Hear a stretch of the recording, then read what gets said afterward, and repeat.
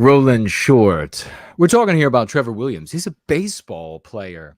Trevor Williams balks at the Sisters of Perpetual Indulgence. Do you see what I did there? Did anybody else do that? I haven't seen it yet. I was like, that's so obvious. So what's happening here? Let's have a listen to Trevor Williams. He made some tweets. There has been some blowback for not being anti-white enough. And of course, it takes us in the Go Free community to point out the truth.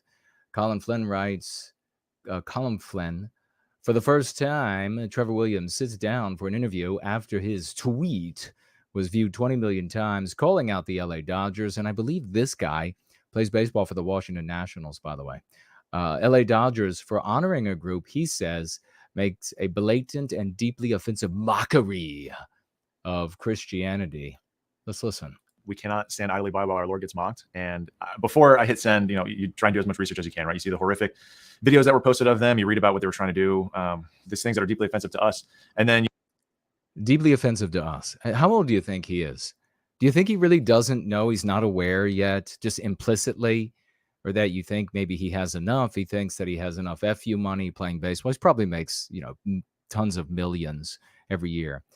But of course, white people it's okay to offend. In fact, it's a good in this anti-white hellscape that we live in, to offend white people and to destroy and spit in and trample everything that we have held dear, created, rely upon, and love. Let's listen to some more. You see that while they're doing these things, they're raising money for this, that, and the other. They've been doing for. What are they raising money for? My guess is that the Sisters of Perpetual Indulgence are raising money for more anti-white things, which means in the West today that it is a moral to do so. So immoral then to object to them. For over 30 years.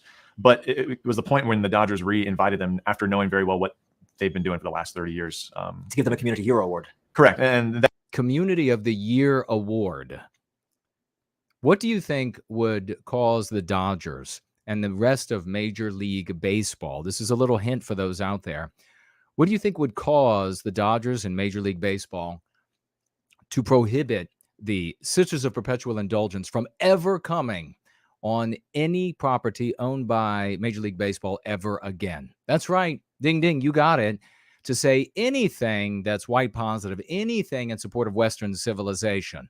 The more they shit on Western civilization, the more they will receive honors of the best community in support and in audience of Major League Baseball. Let's continue. And at that point, I looked at the Dodgers Code of Conduct. The Dodgers Code of Conduct.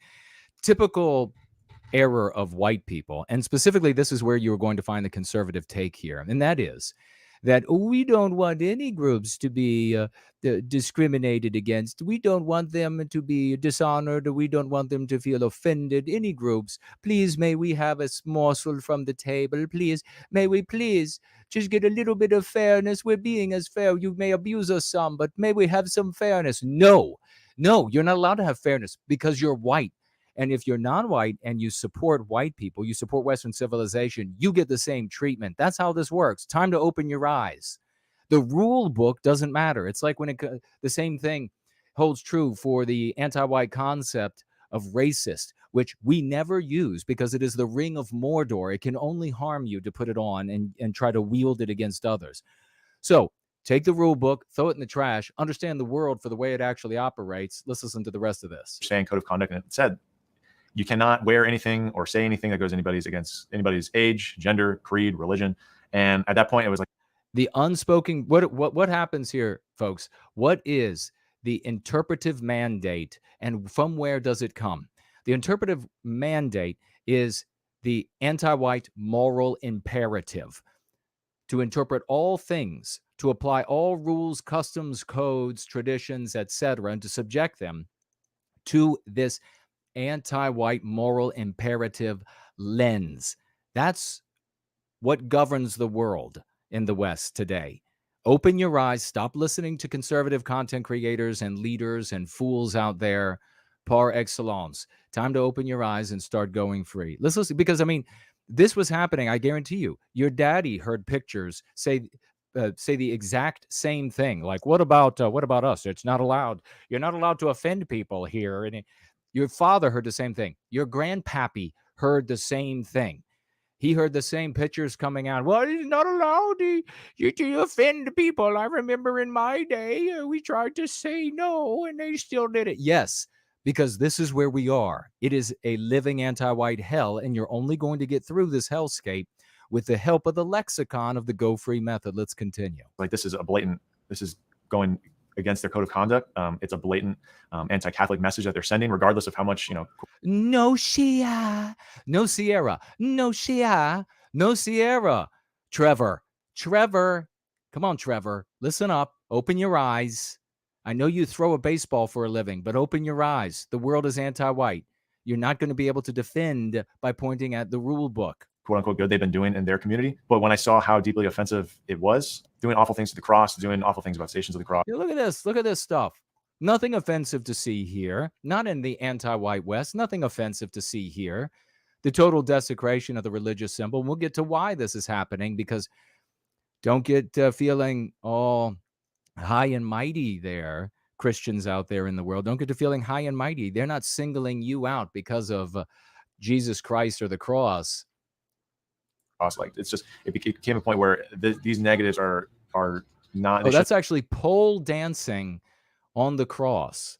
Nothing offensive to see there. Nothing offensive whatsoever. This would be more entertaining if that cross was on fire. To be honored, and if they shouldn't mock a certain group. Because metaphorically, because it's kind of already on fire, isn't it?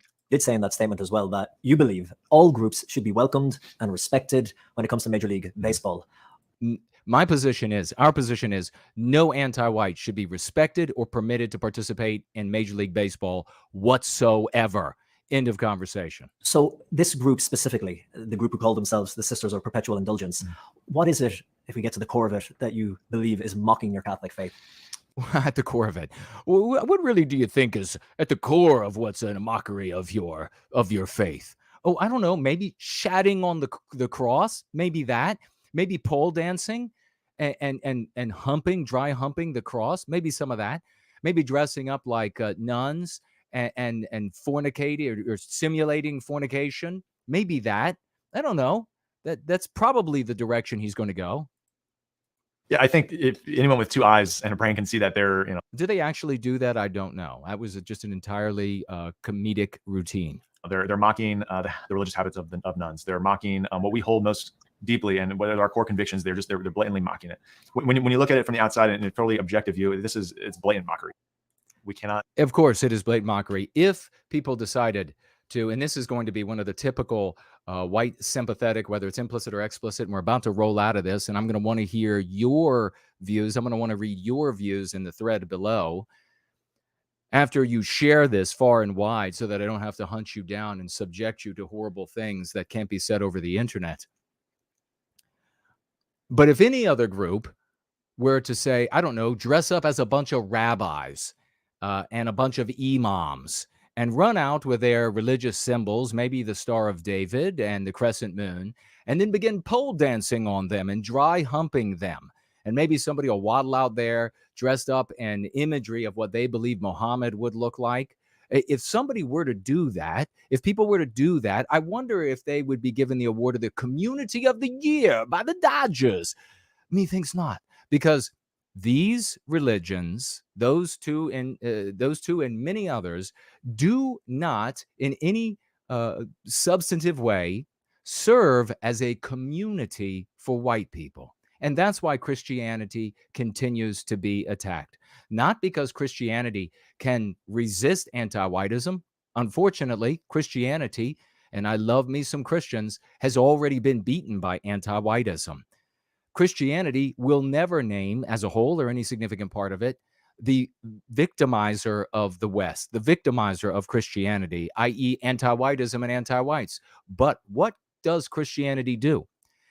Christianity is a place where white people can come together, mostly white people within the West, lots of white people. They can come together and they can defend themselves, even if it is just dilatory tactics that they build as bulwarks against anti-whiteism, even if it is just inadvertent that they push back against anti-whiteism, kind of like Donald Trump. And that is enough to make the anti-white demons fume from their nose and other orifices on their bodies, ladies and gentlemen. That is why Christianity, Catholicism continues to be under attack, mocked, ridiculed, spat upon, and said, well, it's just in jest. It's just risible. It's just a bit risible. Lighten up some, you Christians. I mean, we can only make fun of everything out there that is white and Western, and everything else is off limits. Roll out.